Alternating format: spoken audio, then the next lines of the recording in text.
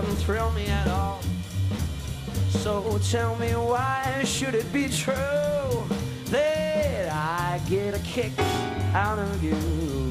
There used to be a generation of comedians and actors who used to say that they really learned their craft by going around places that were half full and places that took no notice of them, and that's how they learned how to do it. Do you feel that those few years at pubs and clubs, and I suppose sometimes being, as everybody is in those occasions, totally ignored and so on, do you think that did anything for you? Essentially, I've been playing live gigs since I was 16, and I'm 24 now, so that's quite a long time. I've done a lot of gigs in all sorts of situations where people didn't want to hear us, where they were indifferent. That teaches you so much about how to relate to it, how to read an audience. There are a lot of people who actually don't think what he's doing is very interesting, but a lot of people don't want to come forward and say that because they feel that it's incumbent on them to be supportive. Jazz musicians are very dedicated people. They study for years. They don't like it when some young kid comes from nowhere and signs a $1 million contract. And, well, whereas they have been going around the circuit for years, decades maybe, honing their craft. Fact is that in many cases they're not nearly as good as they think they are. Some younger jazz musicians, people who are studying on the jazz courses in London, who've really put a lot of their time and effort into, you know, say you do a 4-year course at the Royal Academy, and they can't believe it. They're possibly going to be out for him. You know, he can't do right for doing wrong. He's opened up the market for us all and made jazz accessible, but at the same time, he's not been true to his kind of jazz roots. The fear perhaps might be that we're going to be invaded by younger, kind of nubile, blonde singers like Twigs, and they're going to come and call themselves Atomic Ella or, you know, Sugar Babe Sassy or something awful, and we're all going to have to lose loads of weight, and you know, and it's going to be awful.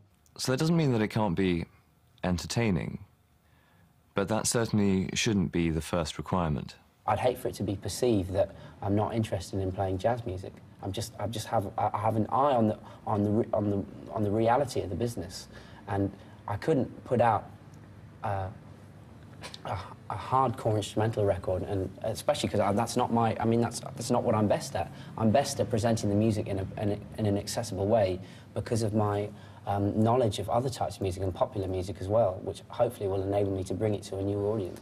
Do you feel that you're leaving something behind that matters a lot to you, or do you think you can still hold on to it? No, I do feel I kind of would have liked to have been a lot further in my own musical development prior to getting to this point. And, you know, already you can sense that people will say, particularly in the jazz community, that, oh, he's not a jazz musician, he's a pop, you know, all he does is play pop. And it strikes me as absolutely fascinating that you feel the need to apologise for something that most people watching this programme, most people listening to you think you ought to be celebrating, but it's a deeper part of British culture. It's very, very interesting. He can mix popular songs of today, bands like Radiohead, into his act with the older songs. Why not? Creative artists have always done that. Ella Fitzgerald was singing a Tisket to Tasket, you know, crazy little pop ditty like that when she got started. It's not where the material comes from, it's how good it is. If it's good, the jazz musicians will discover it. 2 jumps in a week, I bet you think that's pretty clever, don't you, boy? Flying on your motorcycle, watching all the ground beneath you drop.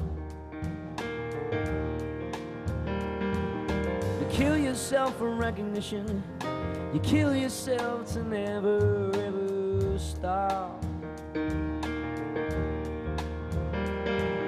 You broke another mirror, you're turning into something you are not. It's only me.